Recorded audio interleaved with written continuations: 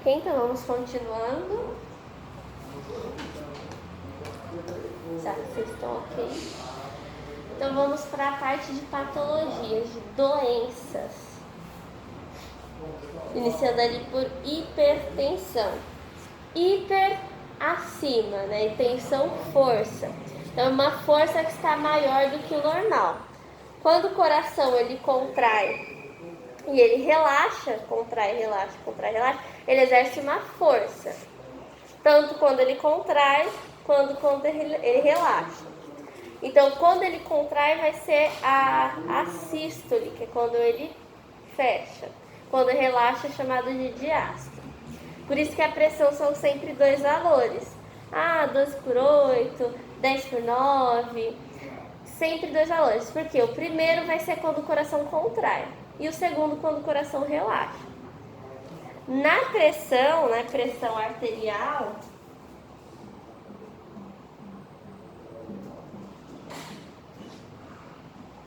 existem valores que são considerados normais ou fora do normal.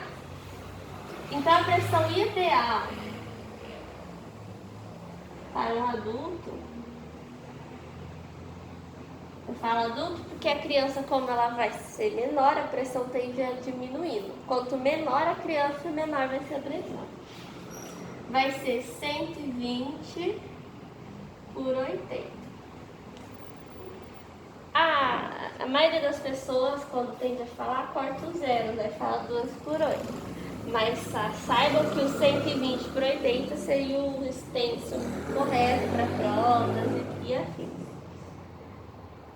Ele vai ter um valor máximo para cima, um valor máximo para baixo. Então, a pressão, que é quando o coração contrai, a sistólica, ela só pode subir até 20 ou descer até 20. Então, o máximo normal vai ser 140. 120 mais 20, 140. E o mínimo, 100. 120 menos 20, 100. Já a pressão diastólica, que é quando o coração relaxa, ela sempre precisa estar menor do que a contração. Quando acontece dela estar maior, dá um problema bem grande ali no sistema circulatório. Ela já é mais frágil, não aguenta tanta alteração. Então, o máximo dela subindo 10 e o mínimo é descendo 10. Logo, o máximo, 80 mais 10, 90. 80 menos 10, 70. Abaixo desses valores vai ser chamado hipotensão, porque está abaixo. Acima desses valores vai ser chamado hipertensão. Tá alto. Naturalmente, existem coisas que aumentam e diminuem a nossa pressão. Vocês conseguiriam dar um exemplo de alguma coisa que ajuda ou a subir ou a descer a pressão, naturalmente? Se vocês chegam atrasados e sobem correndo essas 3 levas de escada, a pressão ela vai subir com certeza. Você precisa de mais sangue, o coração bate mais forte. Ou se vocês estão muito tempo sem comer, ali mais de 8 horas sem comer, 8 a 10 horas, tende a causar uma hipotensão, porque tem poucos nutrientes circulando no seu sangue. E aí diminui a pressão sanguínea. Desidratação também tende a alterar e diminuir a pressão. Tá? Então vai ter ali um sistema de alteração. No caso, hoje, e é uma coisa mais de atualidade, a gente tem a hipertensão como doença, que é a hipertensão momentânea acontece esporadicamente. Só que a hipertensão como doença está sempre alta, independente do momento. Dependente se a pessoa está em repouso ou não, se comeu direito ou não, está sempre alta. Aí precisa o que de medicamento para fazer esse controle.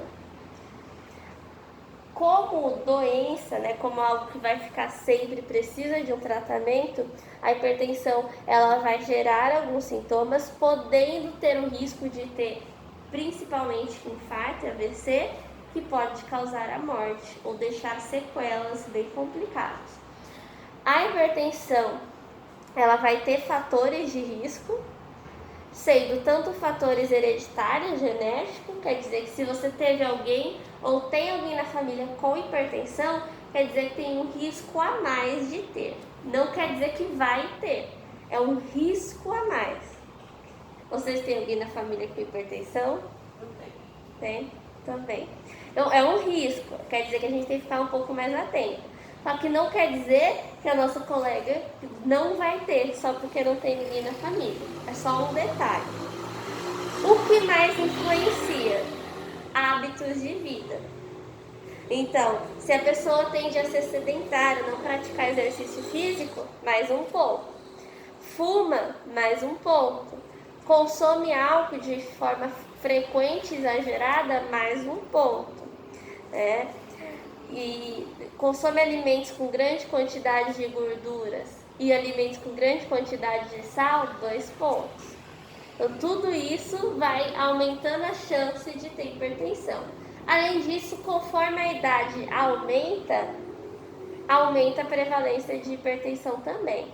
Então, a hipertensão não é algo que surge de um dia para o outro, demora anos para ela se desenvolver. Em geral, sendo mais frequente em pessoas acima de 60 anos. A prevalência chega a ser 60% nas pessoas acima de 60 anos. Abaixo de 60 anos ainda tem, só cai a porcentagem. E geralmente as pessoas só descobrem que tem hipertensão quando ela está muito alta, causando danos ao corpo. Passa mal. Aí vai checar a pressão, tá lá acima de 200. Ela sempre teve pressão baixa.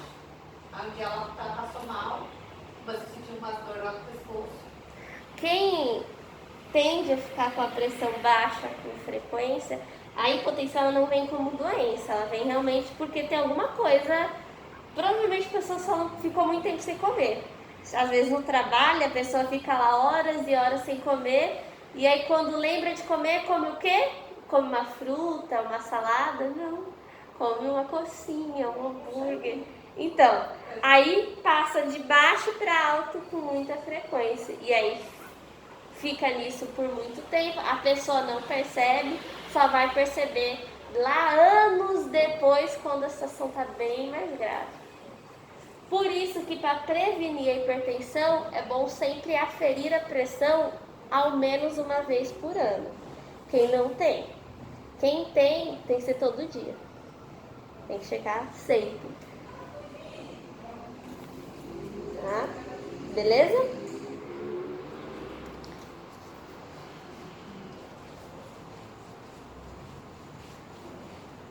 Arteriosclerose. A artéria, eu tenho um problema nos vasos, né, nas artérias. Vou até representar, ajudar na explicação. A arteriosclerose, de novo, ela não vai acontecer de um dia para o outro. É algo que tende a acontecer aos poucos, só que a pessoa só descobre quando já está lá no final do problema. Na arteriosclerose, a gente tem um enrijecimento das artérias, dos vasos sanguíneos, que vem principalmente pelo motivo de ter excesso de gordura no sangue e a gordura ela não interage com a água. No sangue tem 81% de água, logo a gordura não se dissolve no sangue. A gordura, ela é hidrofóbica, ela não interage com água e ela ama outra gordura para grudar. A parede dos tecidos tem gordura. Então, o que elas tendem a fazer? Grudar na parede dos tecidos. Conforme o passar dos anos, se a pessoa não queimar essa gordura, não eliminar e consumir mais ainda, vai depositando,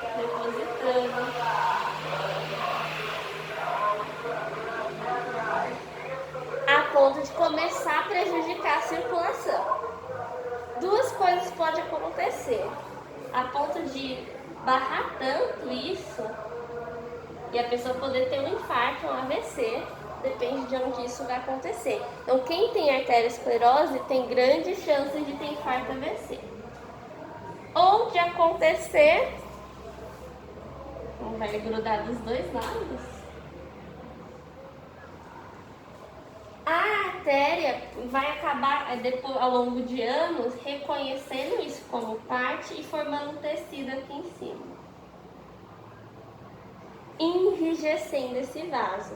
Então ele muda de tamanho e ele muda de flexibilidade, o que faz a pressão tender a aumentar, porque o vaso está menor. É que nem quando a gente vai lavar quintal com aquelas mangueiras antigas e aí aperta a pontinha da mangueira, a água sai mais forte. Então tem que aumentar a pressão e a flexibilidade do vaso também fica prejudicada. E ao longo dos anos, o depósito de gordura não é só em um vaso, são em vários vasos do corpo. Então é um problema bem grave. E que quando a pessoa descobre o problema, já está tão grande, é uma bola de neve, de gordura, que se torna mais difícil de solucionar.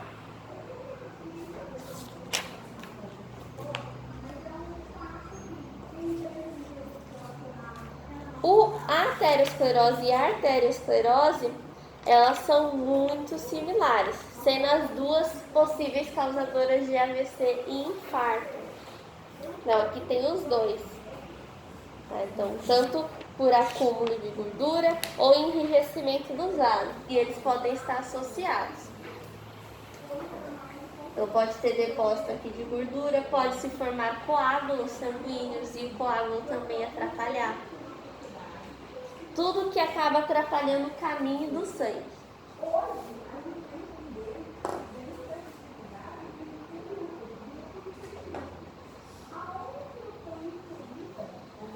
O aneurisma também está associado aos vasos sanguíneos.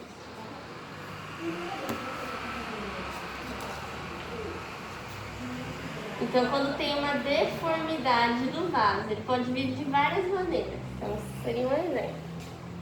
O aneurisma.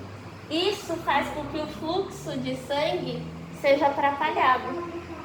Porque tem um tamanho diferente e aí às vezes começa a formar uns redemoinhos de sangue, atrapalhando a circulação. E o pior, fazendo uma pressão para um outro ambiente. Esse aqui é um aneurisma até bem simples, mas existem aneurismas como este, que é um dos mais complicados.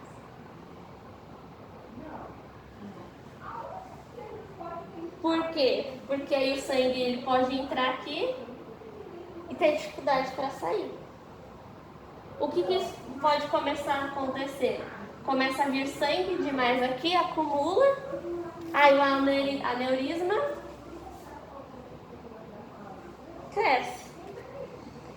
Enquanto o sangue que fica parado, ele começa a coagular, então ele começa a enrijecer.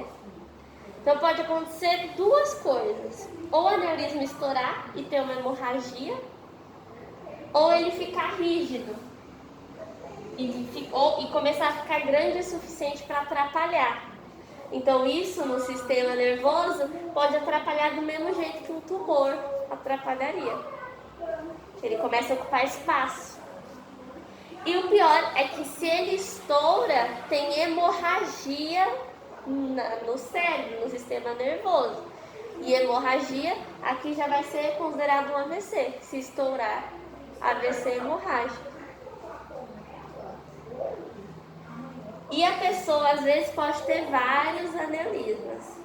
E o pior, fazer cirurgia também é arriscado. É tudo uma situação bem arriscada, complicada de resolver, principalmente esses aneurismas, que são anexos, né? Quase uma parte separada. E eles podem surgir ao longo do corpo. No caso mais problemático vai ser se acontecer no cérebro, que aí vai ser algo irreversível. Beleza? Aí que entra os AVCs. O AVC, A de acidente, V de vascular e C cerebral. acidente vascular cerebral. Então está tanto associado ao sistema nervoso quanto ao sistema circulatório. E acidente porque é aleatório, pode acontecer em outras partes do corpo também.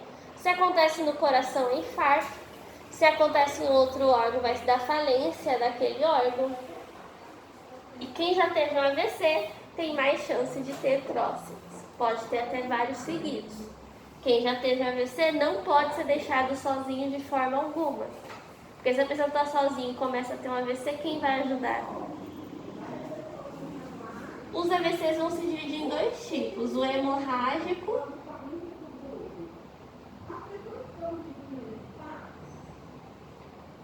porque aí vai ter hemorragia, e o isquêmico.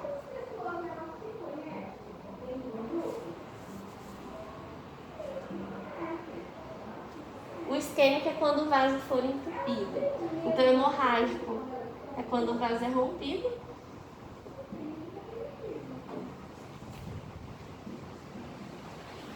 E o isquêmico é quando tem obstrução do vaso.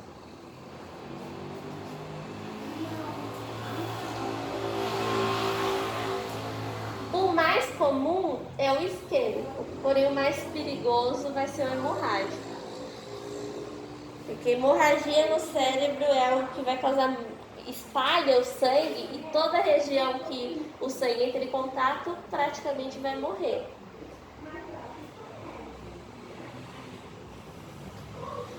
O que pode causar hemorragia tende a estar muito associado à pressão. Então, quem tem hipertensão pode ter um AVC hemorrágico com mais facilidade. Porque se a pressão sobe de um momento para o outro, ou sobe demais, o vaso pode não aguentar a pressão e vir a estourar. Ou também pode vir por causa de um aneurisma que acabou estourando. Alguma coisa fez o vaso estourar. E o isquêmico é uma obstrução. Essa obstrução pode ser ali gordura, né, novamente, pode vir até de uma arteriosclerose, e aí chega uma hora que a gordura tampa, não passa mais sangue, e pode ser também coágulos. Esse do coágulo é um tanto comum.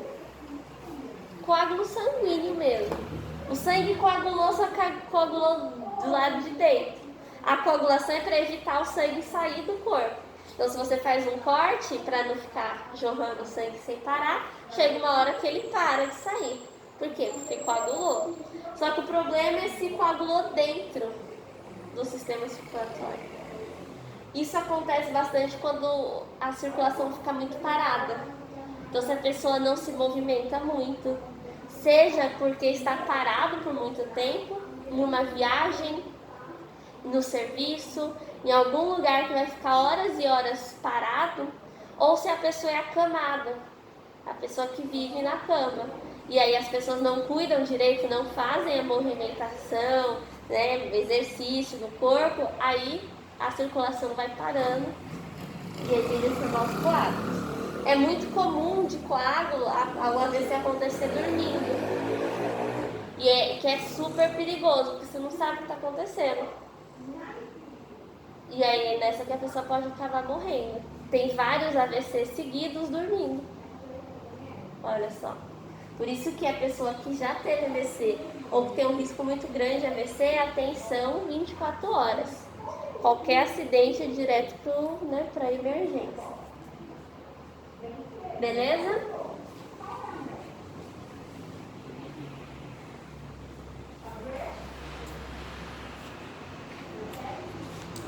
As varizes.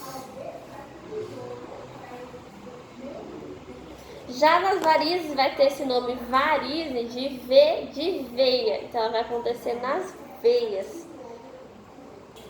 Então vão ser problemas nas veias.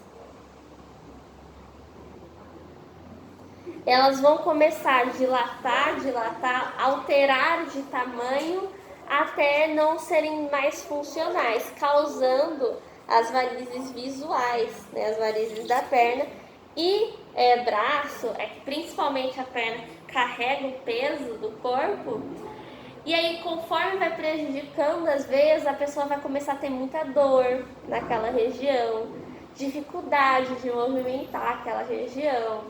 Então, coceira também, a pessoa que tem bastante varizes, ela reclama muito de dor. Ai, dor nas minhas pernas. Aí fica fazendo massagem, desconforto. Existem tratamentos para varizes, só que a pessoa vai sempre começar a ter mais e mais varizes. Então, tira as antigas, mas sempre vai surgir novas. É algo que vai ser recorrente, é algo que acontece. Dúvidas? Não? A 1 da página 46 eu praticamente fiz aqui na lousa com vocês. Eu só fiz com esquema, né? Se vocês quiserem fazer com desenho, quem gosta de desenhar. Mas aí eu passei o esquema certinho de cada parte, que seria essa pergunta da página 46.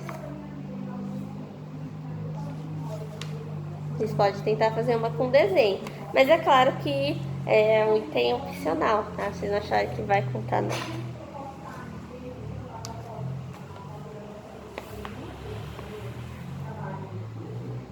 Dúvidas? Não? A gente vai para o sistema muscular.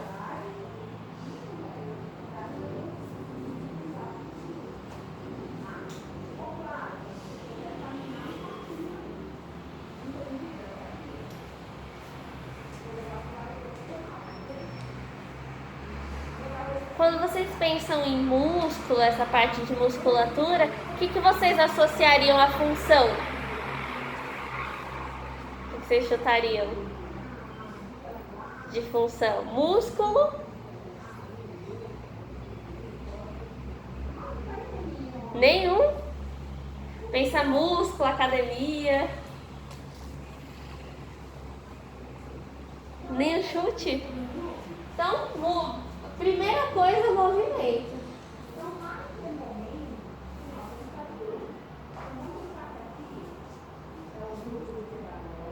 Então, para a gente conseguir, né, fazer as nossas movimentações básicas, até piscar e respirar. Tudo isso usa músculo. E quando a gente movimenta rápido demais, esquenta. Então, também vai ser para produção de calor.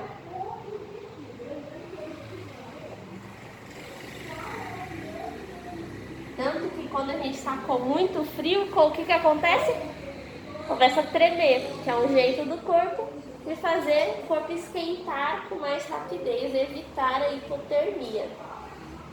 Então, a movimentação, produção de calor.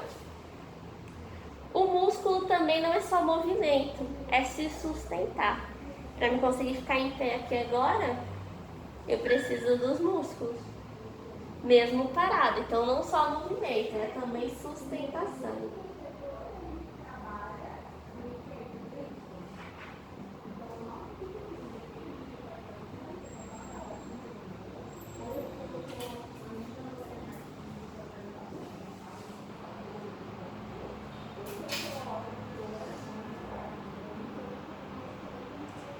E os músculos não estão só sobre o nosso controle. Existem músculos que a gente não consegue controlar. Um grande exemplo disso é o coração.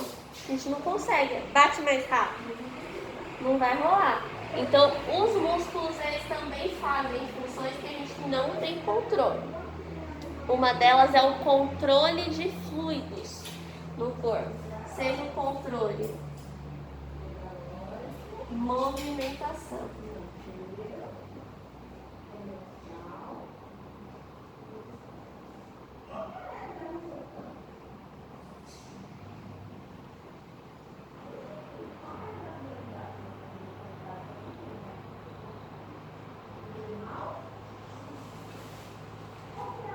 Por exemplo, os vasos sanguíneos, as artérias, as arteríolas, elas conseguem aumentar e diminuir de calibre, de tamanho.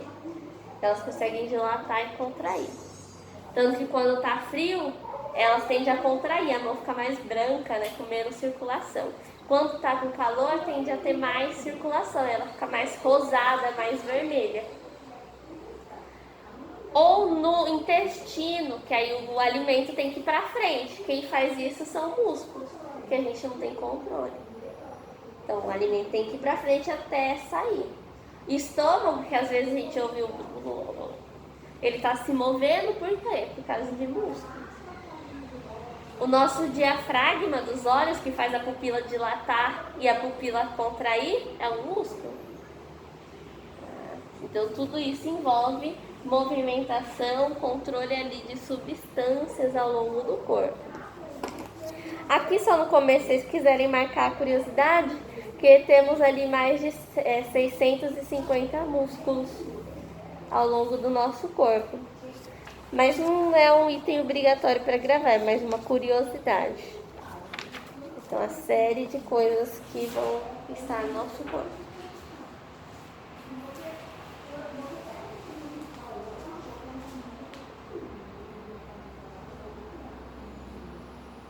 Beleza?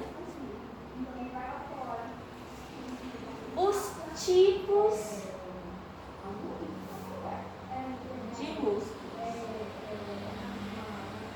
É importante para se ter em mente.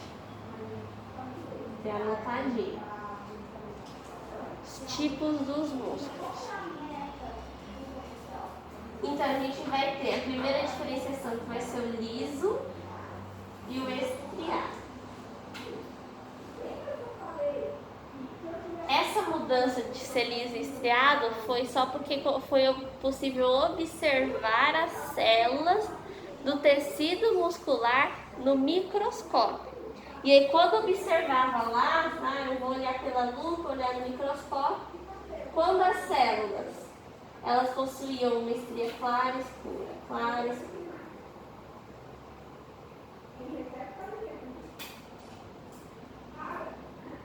Eram estriados.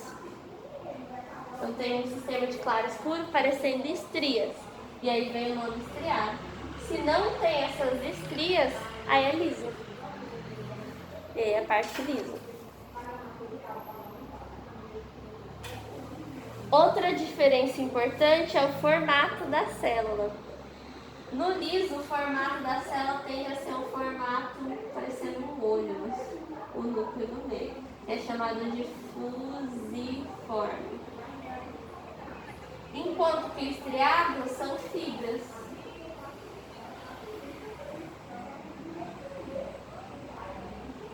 Aí aqui, né? Claro, estriado.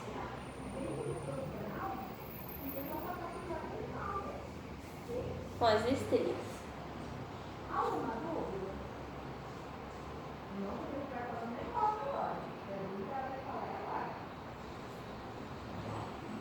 Já o estriado vai ter duas divisões.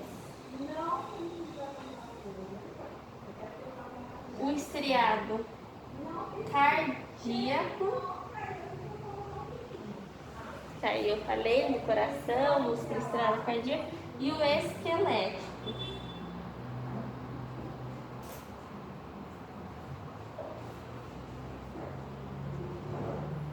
Cardíaco, já dá para associar pelo nome, né? Cardíaco é o coração e o esquelético vão ser os músculos ligados aos ossos.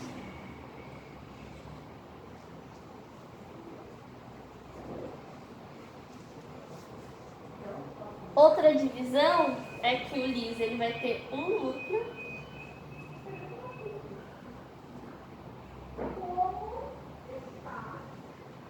o esquelético vão ser vários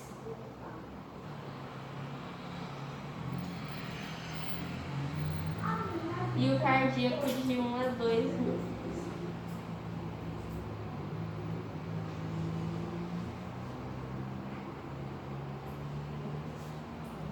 Sem contar que o esquelético, os núcleos ficam na pontinha. Enquanto que o cardíaco, os núcleos ficam mais já no meio. E as estrias, né?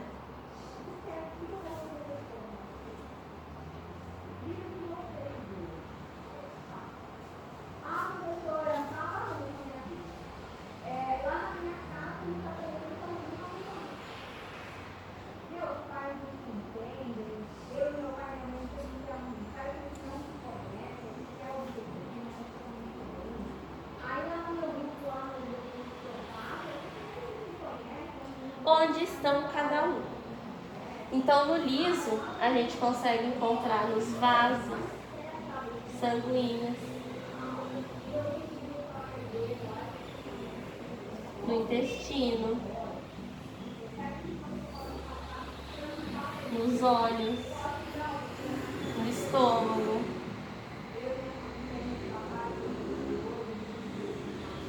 bexiga, né? Então, para sair urina, na vagina, em vários lugares. E aí só lembrar que o liso, ele é involuntário. Isso quer dizer que a gente não consegue controlar ele.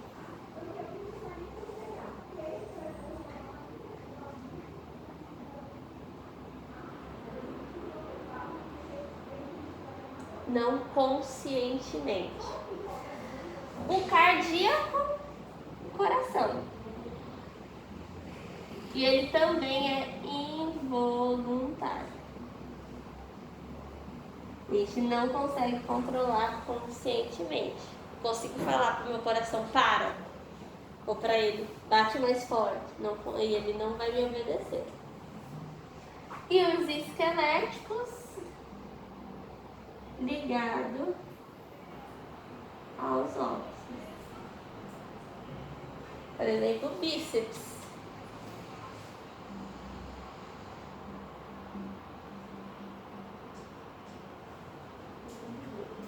E eles vão ser os que são voluntários.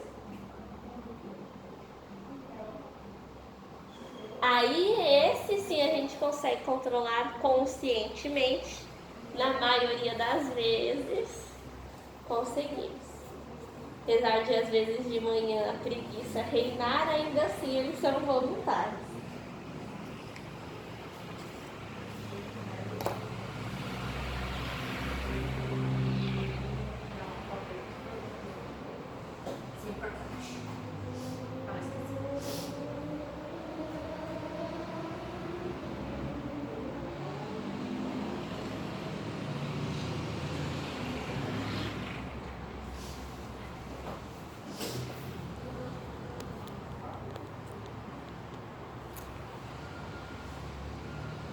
Como eu tô sem poder ver o horário, qualquer coisa vocês me falem, tá? Que horas são? 8, né? 8 e 2. Quase, 2 minutos.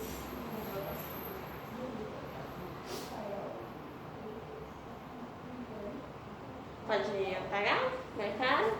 Então, assim, essa separação de tipos de músculo é importante.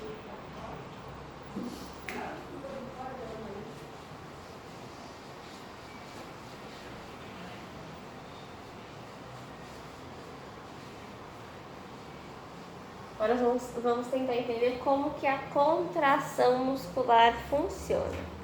E para isso nós vamos usar o representante principal, que é o músculo estriado. Pode ser o cardíaco ou esquelético. Vai ser o estriado.